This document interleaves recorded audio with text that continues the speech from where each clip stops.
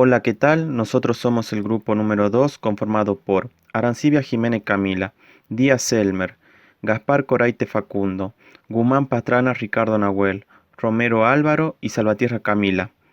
El tema del seminario es el comportamiento riológico de los fluidos. Existen dos tipos de fluido. El fluido newtoniano, por un lado, es el cual la viscosidad se mantiene de manera constante. Esto permite de que el esfuerzo de corte sea proporcional al gradiente de velocidad. Esta constante de proporcionalidad va a depender de la temperatura y la presión.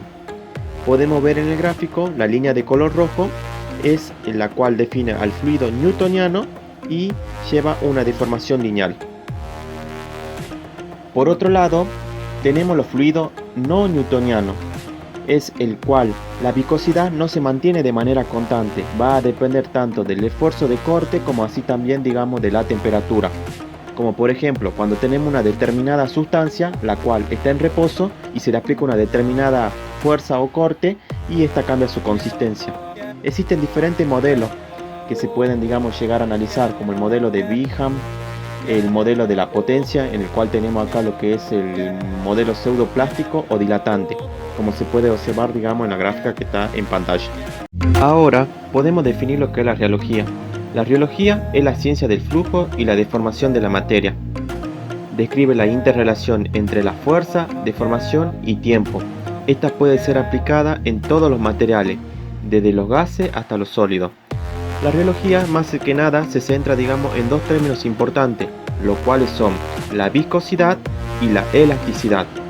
Para determinar lo que son estos parámetros se utilizan aparatos denominados regómetros, los cuales permiten someter al material a diferentes tipos de deformaciones controladas y medir los esfuerzos. En la industria es importante conocer el comportamiento de un material a partir de sus propiedades riológicas. Para esto se realizan pruebas que se centran en la obtención de comportamientos deseados, tales como capacidad de suspensión, textura, facilidad de esparcimiento, entre otras. En sí, analizar la forma de mejorar la estabilidad de la muestra y por lo tanto la del material, para determinar los equipos y los instrumentos necesarios para mezclar, agitar, bombear o drenar dichos materiales. Las mediciones de viscosidad son importantes en la industria, ya que el valor de la viscosidad es un punto de referencia en la formulación de muchos materiales, debido a que facilita la reproducción de la consistencia de un lote a otro. La viscosidad también se utiliza como un indicador cuantitativo de la calidad en las industrias, de los aceites, la petroquímica, de los alimentos, la farmacéutica, la textil, de las pinturas, entre otras. A nivel industrial existe una gran diversidad de equipos con diferentes diseños que se utilizan para medir viscosidad. Riología de los polímeros. Los plásticos, a diferencia de otros materiales, presentan propiedades en su estado sólido que los hace dependientes de la temperatura y de la deformación a las que estén sometidos en un tiempo dado. En ese orden, la riología permite la estimación de estos fenómenos para el diseño, la caracterización y la producción de piezas plásticas en general.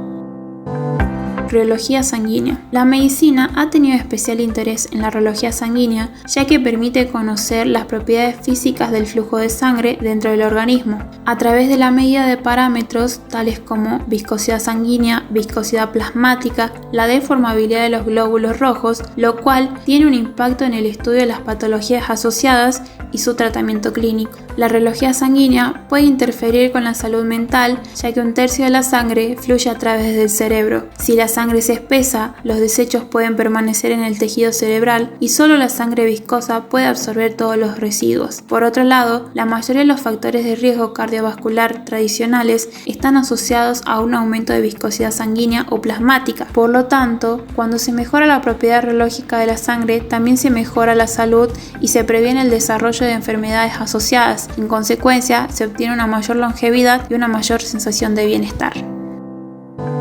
Riología en lubricantes industriales. Como los lubricantes trabajan bajo condiciones extremas de operación y esfuerzo que pueden afectar su estructura, comportamiento y desempeño, es necesario conocer su comportamiento ante tales esfuerzos para una selección correcta de lubricantes. Las grasas usualmente tienen las propiedades de sólidos viscoelásticos con comportamiento elástico. Quiere decir que almacenan energía y la usan para regresar a su forma original, mientras que los aceites industriales se pueden comportar como fluidos newtonianos o como fluidos viscoelásticos, fluidos que se comportan como sólidos y líquidos y se caracterizan por una disminución de su viscosidad.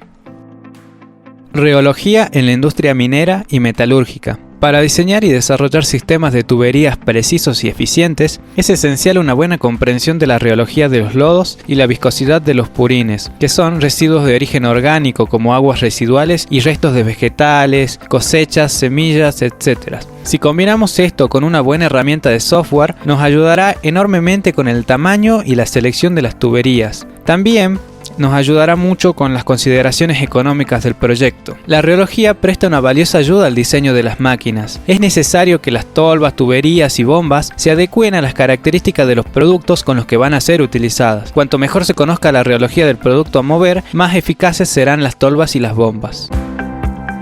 Rheología en la industria alimentaria. El análisis rheológico de los alimentos ayuda a las empresas a identificar la textura adecuada de los productos para cumplir con las expectativas de los clientes. Ayuda a crear la sensación que se espera de sus productos. En la producción de chocolate, las pastas fundidas y las coberturas son controladas por las mediciones rheológicas. Para el paso del control de calidad del producto terminado, se conoce que la textura representa un atributo importante de calidad que puede influir en la aceptación por parte del consumidor.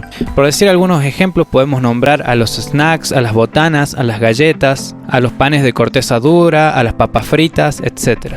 Otros derivados de las harinas como las tortas y los productos de repostería deben poseer una determinada textura suave y esponjosa que resulte agradable al consumidor. Por nombrar otras características, podemos decir que una viscosidad adecuada en los néctares de fruta, en los yogures, en las cremas y en las salsas derivadas del tomate también son preferidas por el consumidor. La consistencia y la untuosidad de productos grasos como la mayonesa y la manteca también resultan parámetros importantes en la calidad. Rheología farmacéutica. Las propiedades rheológicas definen características de rendimiento claves para muchas formulaciones como las cremas, las suspensiones y las soluciones. En el caso de las cremas, es preferible que la viscosidad sea baja, ya sea el objetivo expandir la crema en capas delgadas o sacar el producto de la botella de una forma regular sin mucho esfuerzo. Para los productos de spray nasal o inhalación, el tema principal es la dispersión correcta de la dosis durante el suministro. La tisotropía es una propiedad que presentan algunos fluidos no newtonianos que muestran una disminución de su viscosidad a lo largo del tiempo a una velocidad de corte constante. Son fluidos que presentan consistencia similar a un gel cuando están en estado estacionario, pero adelgazan cuando se someten a un esfuerzo constante. Algunos ejemplos son las gelatinas, las mieles, algunas salsas, arenas movedizas, el látex y las pinturas, ya que no caen de la brocha del pintor y se pueden aplicar fácil y uniformemente, pues el gel se licúa cuando se aplica. La pintura debe poseer cierta tisotropía con un incremento de la viscosidad después de la aplicación lo suficientemente rápida para prevenir el escurrido y goteo, pero no tanto como para no permitir un nivelado adecuado. Cuando compramos una pintura, las características que más tenemos en cuenta a la hora de elegir son, además del color, el poder cubriente, la adherencia, su viscosidad, su brillo y el secado al tacto. Todas estas características pueden ser modificadas mediante el estudio rheológico, como por ejemplo, cuando es almacenada y considerando que podría quedar quieta por mucho tiempo, se le agregan distintos aditivos que, además de ayudar a la pintura que no se separe en dos fases o sedimenten los pigmentos y resina que la componen, ayudan a que el fluido no se deteriore o que tenga un mal aspecto a la hora de que el comprador lo vea. Otro aspecto muy importante que se tiene en cuenta es el tipo de herramienta que se usa para realizar la aplicación. Como podemos ver en la figura, tenemos una mayor viscosidad y menor esfuerzo cortante en las pinturas que se aplican con brochas o pincel, y menor viscosidad pero mayor esfuerzo cortante en las que se aplican con pistola. A la hora de la aplicación está siendo sometida al máximo esfuerzo, por lo que su viscosidad debe ser baja para facilitar la aplicación sobre la superficie, pero debe ser lo suficientemente alta para que no haya goteos o corrimientos y que quede nivelada correctamente y no se generen grumos.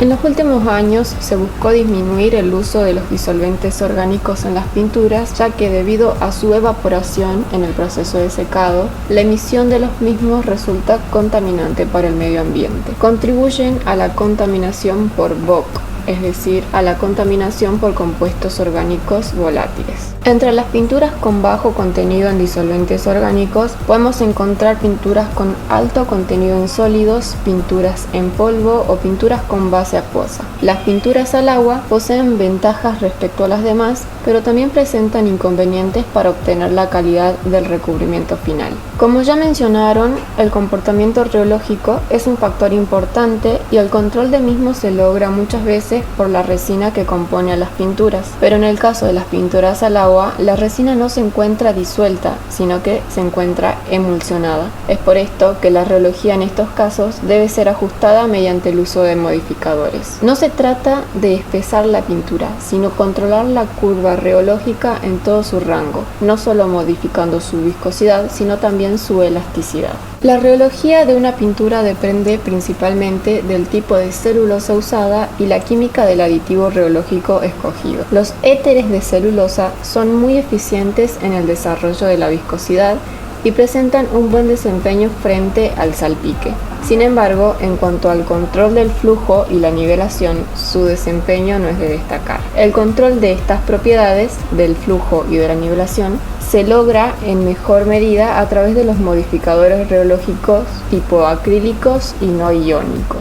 Estos agentes de reología son polímeros solubles en agua con una porción hidrofóbica. Esta porción es la que tiene la habilidad de absorberse sobre polímeros ligantes, controlando de esta manera la viscosidad de la pintura a diferentes rangos de cizalla y modificando el comportamiento de la misma durante la aplicación. En el video podemos observar cómo se añade en principio un espesante y luego los distintos modificadores reológicos que determinan la fluidez y la antisedimentación en las pinturas. Estas características varían según el tipo de modificador elegido. Como ya nos habremos dado cuenta, las propiedades reológicas de las pinturas y los recubrimientos tienen un gran impacto en su comportamiento. Entonces es importante conocer y medir las características del mismo, ya que durante su producción y aplicación, la pintura es bombeada a través de tuberías y maquinaria. Algunas de las características que deberíamos conocer para el diseño de los equipos de producción y uso son las velocidades de cizalla, las viscosidades y los esfuerzos. Para poder analizar la reología de las pinturas, se pueden realizar diferentes tipos de ensayos, entre los cuales tenemos los ensayos de fluencia, que consiste en aplicar un esfuerzo cortante al material en reposo y ver cómo varía la deformación con el tiempo. Para ello debe usarse un reómetro de esfuerzo controlado. Los ensayos de subida y bajada consisten en incrementar el gradiente de velocidad de forma continua y lineal durante un cierto tiempo hasta un valor determinado, a partir del cual se baja el gradiente de forma lineal hasta el valor de partida. Los ensayos de salto consisten en mantener un gradiente de velocidad fijo en el fluido, de tal manera que llegue al equilibrio, y entonces cambiar bruscamente a un nuevo gradiente, de forma tal que pueda considerarse un cambio instantáneo,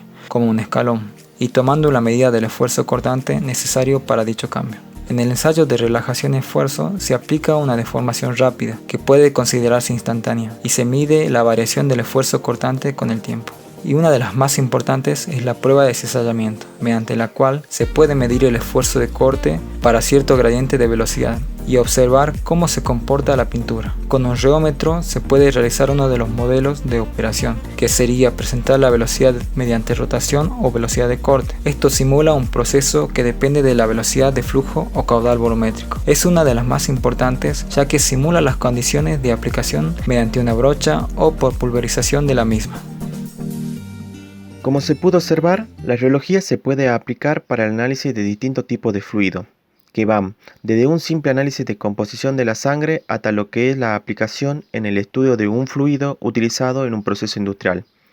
Se pudo ver cómo es el análisis que se realiza al momento de aplicar esta ciencia en el sector de producción de pinturas, teniendo en cuenta cómo influye al momento de determinar la viscosidad modificando los componentes que las conforman, qué tipo de ensayos se realizan para su estudio y cómo varía de acuerdo al tipo de aplicación que se utiliza.